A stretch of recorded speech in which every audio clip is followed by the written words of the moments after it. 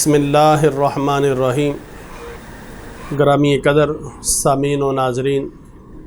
آج ہم اللہ کی توفیق سے 24ویں پارے کی مختصر تفسیر و تشریح بیان کرنے کی سعادت حاصل کر رہے ہیں۔ سامعین محترم، یہاں بھی سورہ زمر کے مضامین کا سلسلہ جاری ہے، اور اس کے شروع میں اللہ پر جھوٹ باندھنے اور حق کو جھٹلانے والے کو جہنمی قرار دیا گیا، اور سچے دین کو لے کر آنے والے یعنی رسول اللہ صلی اللہ علیہ وسلم اور اس کی تصدیق کرنے والے کو متقی قرار دیا گیا۔ اس سے مراد مفسرین نے سیدنا ابو بکر صدیق رضی اللہ تعالیٰ عنہ کی ذات والا صفات کو لیا ہے۔ سامعین محترم، آیت نمبر 38 میں بتایا کہ اللہ کی قدرت پر کسی کا بس نہیں چلتا۔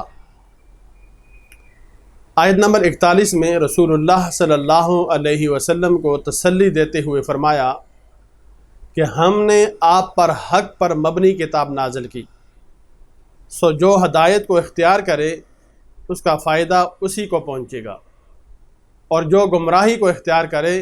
اس کا وبال اسی پر ہوگا۔ آپ ان کے ذمہ دار نہیں ہیں۔ اگلی آیت میں نیند کو عارضی موت سے تعبیر کیا اور بتایا کہ نیند اور موت میں اتنا ہی فرق ہے کہ موت کی صورت میں بندے کی روح عارضی طور پر نہیں بلکہ مدت دراز کے لیے قبض کر لی جاتی ہے۔ آیت نمبر 47 میں بے پناہ دولت جمع کرنے والوں کو خبردار کیا کہ اگر وہ زمین کی ساری دولت کے مالک بن جائیں اور اس کے برابر اور بھی ان کو مل جائے،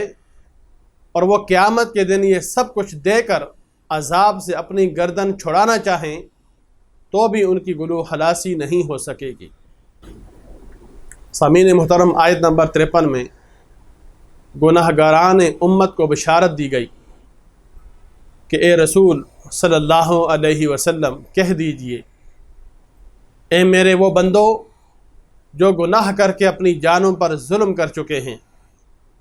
اللہ کی رحمت سے مایوس نہ ہو، بے شک اللہ تمام گناہوں کو بخش دے گا، یقیناً وہ بہت بخشنے والا بہت مہربان ہے۔ یعنی جو اللہ کی راہ سے بھٹک چکا ہے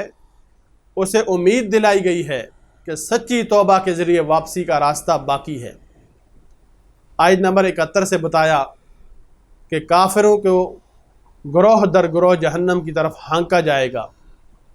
اور وہاں ان کا استقبال توہین امیز انداز میں ہوگا، جبکہ اہل ایمان کو اکرام کے ساتھ جنت کی طرف لے جایا جائے گا، اور وہاں ان کا استقبال اعزاز و اکرام کے ساتھ ہوگا۔ محترم سامعین، اب یہاں سے سورۃ المؤمن کی مختصر تفسیر و تشریح کا آغاز ہو رہا ہے۔ اس سورہ مبارکہ کی آیت نمبر 2 میں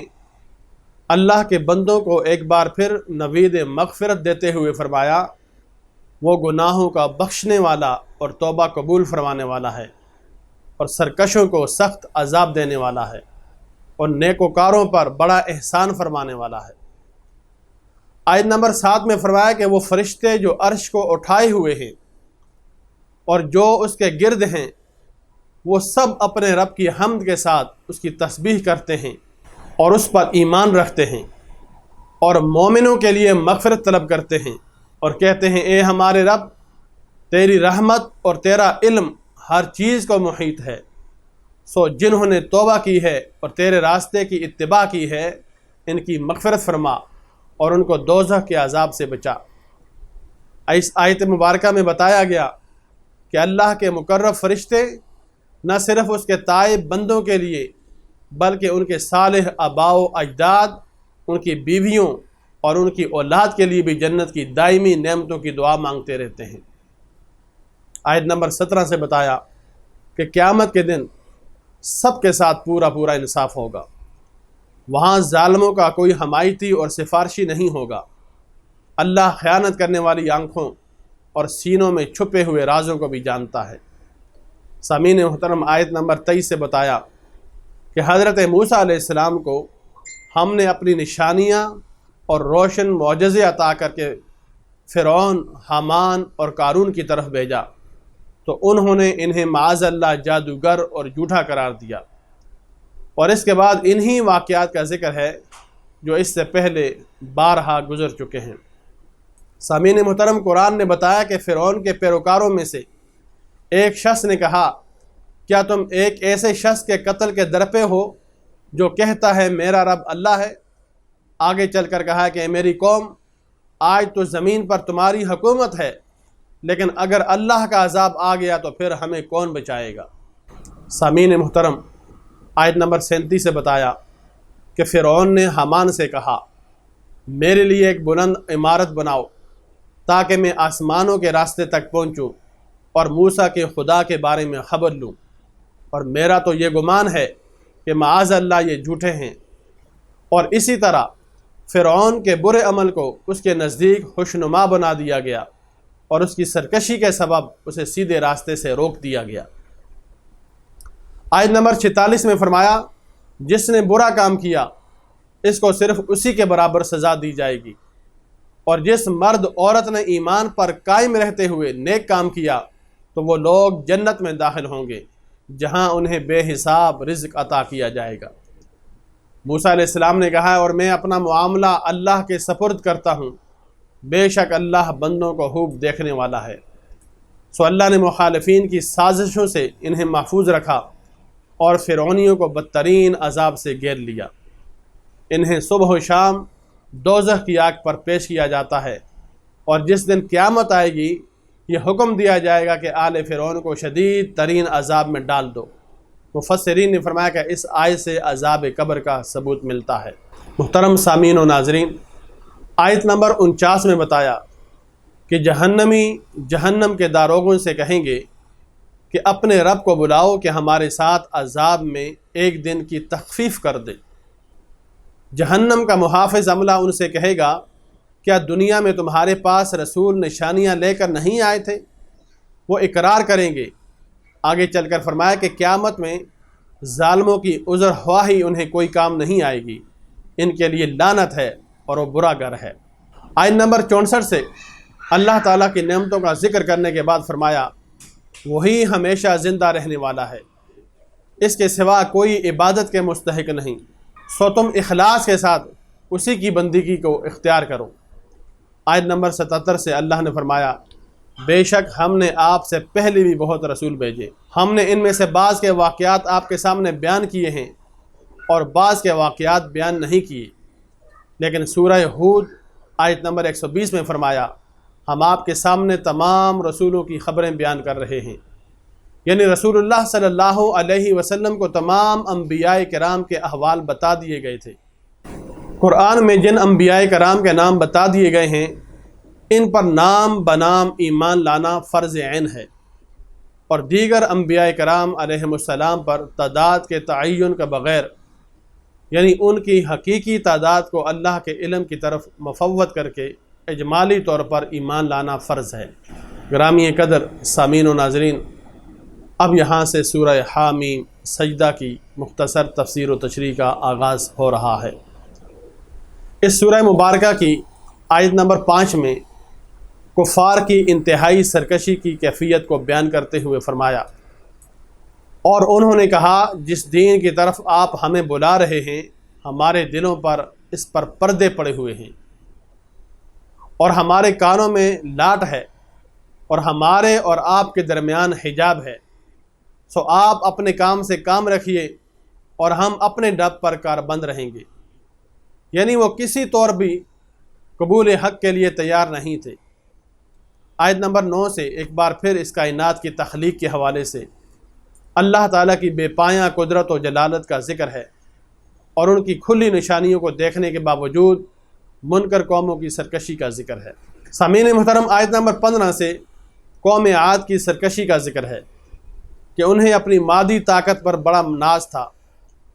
اور کہتے تھے کہ ہم سے بڑھ کر بھی کوئی زبردست ہے۔ ان کو جواب دیا گیا کہ تم سے بڑا زبردست وہ اللہ ہے جس نے تمہیں پیدا کیا۔ پھر قوم عاد پر منحوس دنوں میں خوفناک آواز والی آندھی بھیجی اور ان کا نام و نشان مٹا دیا گیا۔ قوم سمود کا انجام بھی برا ہوا۔ آیت نمبر 19 سے بیان ہوا کہ قیامت کے دن اللہ کے دشمنوں کو جمع کر کے جہنم کی طرف لے جایا جائے گا، تو جب وہ جہنم تک پہنچیں گے تو ان کے کان، آنکھیں اور جلدیں ان کے خلاف سلطانی گواہ بن جائیں گی۔ کفار اپنی جلدوں سے کہیں گے تم نے ہمارے خلاف گواہی کیوں دی؟ ان کے اعضاء جواب دیں گے ہمیں اسی اللہ نے قوت گویائی عطا کی جس نے ہر چیز کو بولنا سکھایا، اور اسی نے تم کو پہلی بار پیدا کیا اور اسی کی جانب لوٹائے جاؤ گے۔ آیت نمبر 30 سے بتایا کہ ایمان پر ثابت قدم رہنے والے اہل ایمان کی روح جب اس دنیا سے پرواز کرے گی تو اس کے استقبال کے لیے فرشتے نازل ہوں گے اور کہیں گے کہ تم نہ کسی آنے والی بات کا خوف کرو اور نہ کسی گزشتہ بات کا رنج و ملال، اور اس جنت کی بشارت سنو جس کا تم سے وعدہ کیا گیا تھا۔ پھر انہیں بتایا جائے گا کہ اللہ غفور الرحیم نے ان کے لیے جنت میں ضیافت کا اہتمام فرمایا ہے، اور وہاں وہ جس نعمت کی بھی خواہش کریں گے انہیں دستیاب ہوگی۔ سامعین و ناظرین، آیت نمبر 24 میں بتایا کہ نیکی اور بدی برابر نہیں ہیں، دوسروں کی بدی کا جواب نیکی سے دو، اس کے نتیجے میں تمہارا مخالف تمہارا سرگرم اور پرجوش دوست بن جائے گا۔ آیت نمبر 39 سے اللہ تعالیٰ نے حیات بعد الموت کے ثبوت کے لیے حصی مثال دی ہے کہ تم دیکھتے ہو کہ زمین خشک، بنجر اور غیر آباد ہوتی ہے، یعنی بے جان ہو جاتی ہے، تو ہم اس پر بارش کا پانی نازل کرتے ہیں جس کے ذریعے وہ سرسبز و شاداب ہو جاتی ہے، اور نمو یعنی نباتات اگانے اور بڑھانے کی صلاحیت پیدا ہوتی ہے جو زمین کے لیے حیات ہے۔ پس جو اللہ بے جان زمین میں جان ڈالتا ہے وہی آخرت میں مردوں کو زندہ کرے گا۔ محترم سامعین، آیت نمبر 42 میں قرآن کی شان اعجاز کو بیان کیا کہ اس میں کسی بھی جانب سے باطل کی آمیزش نہیں ہو سکتی، یہ سراسر حق ہے۔ اگلی آیت میں بتایا کہ رسول بھی عربی ہیں اور قرآن بھی عربی ہے،